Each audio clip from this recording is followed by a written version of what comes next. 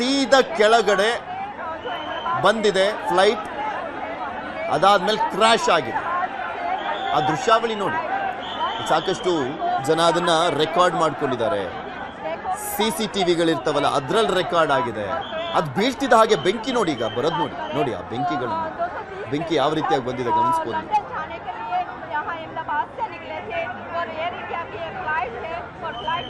ಈ ಗ್ರಾಫಿಕ್ಸ್ ಮಾಡ್ತೀವಲ್ಲ, ಇದ್ರ ಬಗ್ಗೆ ಇನ್ನಷ್ಟು ಮಾಹಿತಿಯನ್ನು ಕೊಡ್ತಾ ಹೋಗ್ತಾರೆ ನಮ್ಮ ಔಟ್ಪುಟ್ ಎಡಿಟರ್ ಆಗಿರುವಂತ ಮಧು ಎಂ ಮುತ್ತುವಳ್ಳಿ ನಮ್ಮ ಜೊತೆ ದೂರವಾಣಿ ಸಂಪರ್ಕದಲ್ಲಿ ಜಾಯ್ನ್ ಆಗಿದ್ದಾರೆ. ಮಧು, ನೋಡ್ತಾ ಇದ್ರೆ ಎಂತ ಭೀಕರ ಪರಿಸ್ಥಿತಿ, ನರಕನೇ ಸೃಷ್ಟಿ ಆಗ್ಬಿಟ್ಟಿದೆ ಆ ನೆಲದಲ್ಲಿ. ಯಪ್ಪ, ಎಷ್ಟು ಜನ ಸಾವನ್ನಪ್ಪಿದಾರೋ ಏನು ಎತ್ತ ಅಂತ ಊಹಿಸ್ಕೊಳ್ಳಿಕ್ಕೂ ಕೂಡ ಆಗೋದಿಲ್ಲ ಅಂತ ಕಾಣಿಸುತ್ತೆ. ಈ ದೃಶ್ಯಾವಳಿ ನೋಡ್ತಾ ಇದ್ರೆ ನಾವು ಈ ಚಿತ್ರಗಳಲ್ಲಿ ಗ್ರಾಫಿಕ್ಸ್ ಎಲ್ಲ ಮಾಡಿ ಬೆಂಕಿ ಬಂದು ಅದಾದ್ಮೇಲೆ ಜನ ಸುಟ್ಟು ಕರ್ಕಲಾಗಿರ್ತಾರಲ್ಲ, ಆ ರೀತಿಯಾಗಿ ನೋಡ್ದಂತ ಆಗ್ತಾ ಇದೆಯಲ್ಲ ಅಂತ.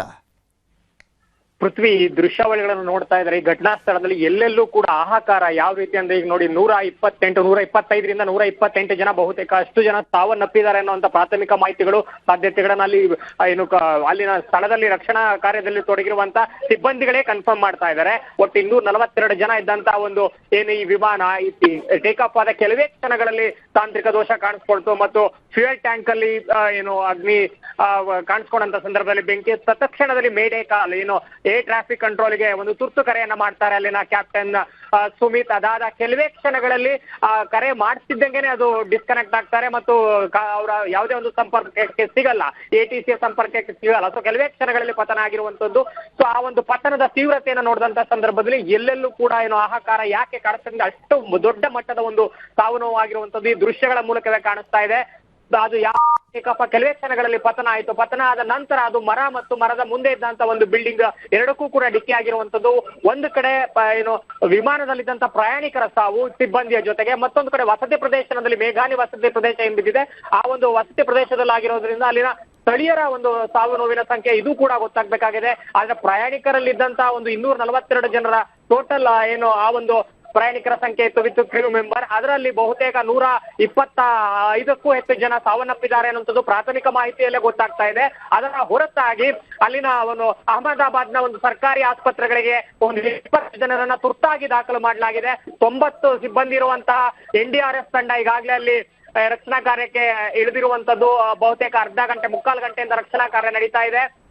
1:17ರಲ್ಲಿ ಟೇಕ್ ಆಫ್ ಆದಂತ ಒಂದು ವಿಮಾನ ಕೆಲವೇ ಕ್ಷಣಗಳಲ್ಲಿ ಆಲ್ಮೋಸ್ಟ್ 1:20 ಇದು ಏನು ಪತನ ಆಗಿರುವಂತದ್ದು. ಹೀಗಾಗಿ 1:20ರಿಂದ ಈ ಘಟನೆ ಗೊತ್ತಾದ ಸಂದರ್ಭದಲ್ಲಿ ತತ್ಕ್ಷಣವೇ ರಕ್ಷಣಾ ಕಾರ್ಯ ಸೂರತ್ನಿಂದ ಕೂಡ NDRF ತಂಡವನ್ನ ಸಿಬ್ಬಂದಿಯನ್ನ ಕರೆಸ್ಕೊಂಡು, ಪಕ್ಕದ ಸೂರತ್ನಿಂದನೂ ಕೂಡ ಕರೆಸ್ಕೊಂಡು ಸಿಬ್ಬಂದಿಯನ್ನ ರಕ್ಷಣಾ ಕಾರ್ಯಕ್ಕೆ ಹಿಡಿದಿರುವಂತದ್ದು. ಜೊತೆಗೆ ಸ್ಥಳೀಯ ಪೊಲೀಸರು ಅಲ್ಲಿ ಸ್ಥಳದಲ್ಲಿರುವಂತಹ ಅಗ್ನಿಶಾಮಕ ಸಿಬ್ಬಂದಿ ಸ್ಥಳದಲ್ಲಿರುವಂತದ್ದು.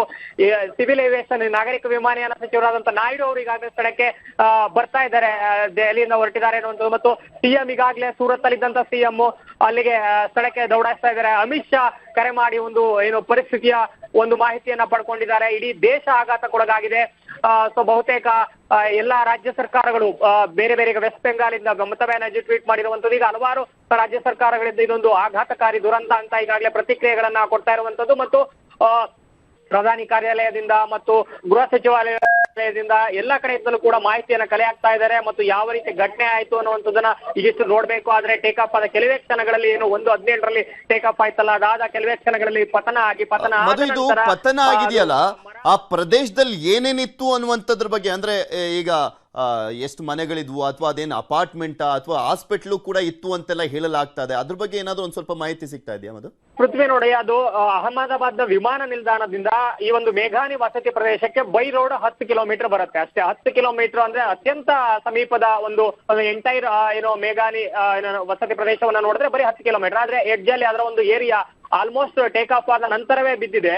ಸೊ ಹಾಗಾಗಿ ಮೇಘಾನಿ ವಸತಿ ಪ್ರದೇಶದ ಗಡಿ ಅಂದ್ರೆ ನೀವು ಆ ಒಂದು ಏರ್ಪೋರ್ಟ್ ಮತ್ತು ಮೇಘಾನಿ ವಸತಿ ಪ್ರದೇಶದ ನಡುವಿನ ಏನು ಪ್ರದೇಶದಲ್ಲಿ ಬಿದ್ದಿರುವಂತಹ ಸಂದರ್ಭದಲ್ಲಿ ಅತ್ಯಂತ ಜನವಸತಿ ಪ್ರದೇಶ, ಏನು ಕಂಜೆಸ್ಟ್ ಅಲ್ಲಿ ಬಿಲ್ಡಿಂಗ್ ಗಳನ್ನ ನೋಡಿದಂತ ಸಂದರ್ಭದಲ್ಲಿ ಮತ್ತು ಅಲ್ಲಿರುವಂತ ಜನವಸತಿಯನ್ನು ನೋಡಿದಂತ ಸಂದರ್ಭದಲ್ಲಿ ಯಾವ ಪ್ರಮಾಣದ ಏನು ಹಾನಿ ಆಗಿದೆ, ಇಲ್ಲಿ ಬರೀ ಪ್ರಯಾಣಿಕರಷ್ಟೇ ಅಲ್ಲ, ಅಲ್ಲಿರುವಂತಹ ಜನವಸತಿ ಪ್ರದೇಶ ಆಗಿರೋದ್ರಿಂದ ಸ್ಥಳೀಯರಿಗೆ ಯಾವ ಮಟ್ಟದ ಹಾನಿ ಆಗಿದೆ ಅನ್ನುವಂಥದ್ದು ಆ ದೃಶ್ಯಗಳನ್ನ ನೋಡಿದಂತ ಸಂದರ್ಭದಲ್ಲಿ ತೀವ್ರತೆ ಗೊತ್ತಾಗ್ತಾ ಇದೆ. ಅಲ್ಲಿ ಆಸ್ಪತ್ರೆಗಳಿದ್ವು, ಕಟ್ಟಡಗಳಿದ್ವು, ಜನವಸತಿ ಪ್ರದೇಶ ಆಗಿದ್ರಿಂದ ಬೇರೆ ಬೇರೆ ಒಂದಷ್ಟು ಕಟ್ಟಡಗಳು ಕೂಡ ಇರ್ತವೆ. ಮತ್ತು ಈ ಒಂದು ಸಮಯ ನೋಡಿ, ಇದು ಅರ್ಲಿ ಮಾರ್ನಿಂಗು ಅಲ್ಲ, ಲೇಟ್ ನೈಟು ಅಲ್ಲ. ಸೊ ಹೀಗಾಗಿ ಬಹುತೇಕ ಮಧ್ಯಾಹ್ನದ ಹೊತ್ತಾಗಿರೋದ್ರಿಂದ ಕಚೇರಿಗಳಲ್ಲಿ ಇದ್ದಂತಹ ಸಿಬ್ಬಂದಿ ಯಾರಾದ್ರೂ ಇರ್ತಾರೆ, ಅಲ್ಲಿ ಯಾವುದೇ ಒಂದು ಏನೋ ಅಂಗಡಿ ಅಥವಾ ಯಾವುದೇ ಒಂದು ಶಾಪ್ಗಳಿರ್ಬೋದು ಅಥವಾ ಯಾವುದೇ ಒಂದು ಆಸ್ಪತ್ರೆ ಇರ್ಬೋದು, ಅಲ್ಲಿ ಯಾವ್ಯಾವ್ದು ಜನಸೇವೆಗಿರುವಂತ ಏನು ಕಟ್ಟಡಗಳಿರ್ತವೆ ಅಥವಾ ಖಾಸಗಿ ಸಂಸ್ಥೆಗಳ ಕಟ್ಟಡಗಳಿರ್ತವೆ, ಅಲ್ಲಿ ಅಕ್ಕಪಕ್ಕದಲ್ಲಿ ಜನರಿರ್ತಾರೆ. ಜೊತೆಗೆ ಆ ಒಂದು ಕಟ್ಟಡದ ಏನು ಬಹುಮಹಡಿ ಕಟ್ಟಡಕ್ಕೆ ಏನು ಅದು ಪತನ ಆಗುವಂತ ಸಂದರ್ಭದಲ್ಲಿ ಬಿದ್ದಿದೆಯಲ್ಲ, ಅಲ್ಲೂ ಕೂಡ ಬಹುತೇಕ ಸಿಬ್ಬಂದಿ ಇರ್ತಾರೆ. ಅಥವಾ ಜನವಸತಿ ಕಟ್ಟಡ ಆಗಿದ್ರೆ ಅದು ಅಕಸ್ಮಾತ್ ಅಲ್ಲಿ ಅಫ್ಕೋರ್ಸ್ ಮಧ್ಯಾಹ್ನ ಆಗಿರೋದ್ರಿಂದ ಜನರು ಕೂಡ ಇರ್ತಾರೆ. ಸೊ ಈ ಹಿನ್ನೆಲೆಯಲ್ಲಿ ಸ್ಥಳೀಯರ ಒಂದು ಸಾವು ನೋವಿನ ಬಗ್ಗೆ ಈಗ ಆತಂಕ ಶುರುವಾಗಿರುವಂತದ್ದು. ನಂಬರ್ ಏನೋ ಇಲ್ಲಿ ಪ್ರಯಾಣಿಕರ ಸಂಖ್ಯೆ ವಿತ್ ಕ್ರೂ ಮೆಂಬರ್ಸ್ 242 ಗೊತ್ತಾಗ್ತಾ ಇದೆ. ಆದ್ರೆ ಅಲ್ಲಿರುವಂತ ಸ್ಥಳೀಯರು ಎಷ್ಟು ಜನ ಏನು ಸಾವನ್ನಪ್ಪಿರಬಹುದು ಈ ಒಂದು ದುರಂತದಲ್ಲಿ ಅನ್ನುವಂಥದ್ದು ಕೂಡ ಇವಾಗ ಆಘಾತಕಾರಿಯಾಗಿ ಎಲ್ಲರೂ ಕೂಡ ಏನು ಆಘಾತಕ್ಕೊಳಗಾಗಿರುವಂತದ್ದು. ಅದರ ಬಗ್ಗೆ ಒಂದು ಅಂಕಿ ಸಂಖ್ಯೆಗಳ ಬಗ್ಗೆ ಇನ್ನೂ ಕೂಡ ಏನು ನಡೀತಾ ಇದೆ, ಮಾಹಿತಿಯನ್ನು ಕಲೆ ಹಾಕುವಂತ ಒಂದು ಪ್ರಕ್ರಿಯೆಯಲ್ಲಿ ನಡೀತಾ ಇದೆ. ಒಂದು ಕಡೆ 25 ಜನರನ್ನ ಈಗಾಗಲೇ ಗಾಯಾಳುಗಳನ್ನ ಅಲ್ಲಿನ ಅಹಮದಾಬಾದ್ನ ಸರ್ಕಾರಿ ಆಸ್ಪತ್ರೆಗೆ ಸೇರಿಸಲಾಗಿದೆ. ಒಟ್ಟಾರೆ ಈ ದೃಶ್ಯಗಳ ತೀವ್ರತೆಯನ್ನು ನೋಡಿದಂತ ಸಂದರ್ಭದಲ್ಲಿ ಸಾವು ನೋವಿನ ಸಂಖ್ಯೆ ಮಂಗಳೂರು ದುರಂತಕ್ಕಿಂತಲೂ ಕೂಡ ಅತಿ ದೊಡ್ಡ ಪ್ರಮಾಣದಲ್ಲಿ ಕಾಣಿಸ್ತಾ ಇರುವಂತದ್ದು. ಇಡೀ ದೇಶ ಆಘಾತಕಾರಿಯ ನೋಡುವಂತ ಒಂದು ಸಂಖ್ಯೆಯಾಗಿ ಕಾಣಿಸ್ತಾ ಇರುವಂತದ್ದು ಈ ಒಂದು ಪ್ರಾಥಮಿಕ ಮಾಹಿತಿಯಲ್ಲಿ ಕಾಣಿಸ್ತಾ ಇದೆ. ಪೃಥ್ವಿ, ಓಕೆ ಮಧು, ಮತ್ತಷ್ಟು ಅಪ್ಡೇಟ್ಸ್ ಅನ್ನ ಪಡ್ಕೊಳ್ತಾ ಹೋಗ್ತೀನಿ ನಿಮ್ಮ ಹತ್ರ. ಧನ್ಯವಾದ. ಈಗ ನಿಮ್ಗೆ ತೋರಿಸ್ತಾ ಇದ್ವಿ ದೃಶ್ಯಾವಳಿಗಳಲ್ಲಿ ಗಮನಿಸಬಹುದು ನೀವು ಆ ಭೀಕರ ಪರಿಸ್ಥಿತಿ ಹೇಗಿತ್ತು, ಅಲ್ಲಿ ಯಾವ ರೀತಿಯಾಗಿ ಈ ವಿಮಾನ ಪತನ ಆಗಿದೆ. ಈಗ ನಿಮಗೆ ತೋರಿಸ್ತಾ ಇರುವಂತದ್ದು ಪ್ಯಾಸೆಂಜರ್ ಲಿಸ್ಟ್ ತೋರಿಸ್ತಾ ಇದ್ವಿ. ಟೋಟಲಿ 230 ಜನ ಪ್ಯಾಸೆಂಜರ್ಗಳು, 12 ಜನ ಕ್ರೂ ಮೆಂಬರ್ಸ್, ಅಂದ್ರೆ ಟೋಟಲಿ 242 ಜನ ಇದ್ದಿದ್ದಂಥದ್ದು.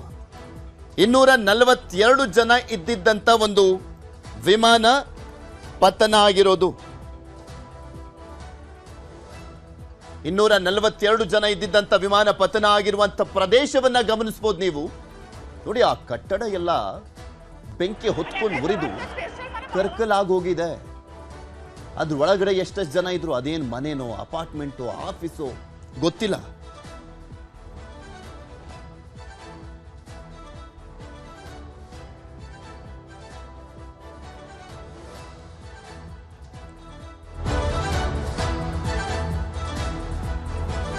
ಆ ದೃಶ್ಯಾವಳಿ ನೋಡ್ತಾ ಇದ್ರೇನೆ ಭೀಕರ ಪರಿಸ್ಥಿತಿಯನ್ನ ಎಳೆಯಾಗಿ ಹೇಳ್ತಾ ಇದೆ. ಅದು ಆ ವಿಮಾನ ಎಲ್ಲಿ ಬಿದ್ದಿದೆಯೋ, ಆದ್ರೆ ಅದರ ಪರಿಣಾಮ ನೋಡಿ. ವಿಮಾನದ ಒಳಗಡೆ 242 ಜನ, ಓಕೆ, ಅದಕ್ಕೆ ಲೆಕ್ಕ ಸಿಗ್ತಾ ಇದೆ. ಬಟ್ ವಿಮಾನ ಬಿದ್ದಂತ ಸ್ಥಳದಲ್ಲಿ, ವಿಮಾನ ಬಿದ್ದ ಸ್ಥಳದಲ್ಲಿ ಆಗಿರುವಂತ ಒಂದು ನರಕ ಇದೆಯಲ್ಲ, ಅಲ್ಲಿ ಎಷ್ಟು ಜನ ಇದ್ರು?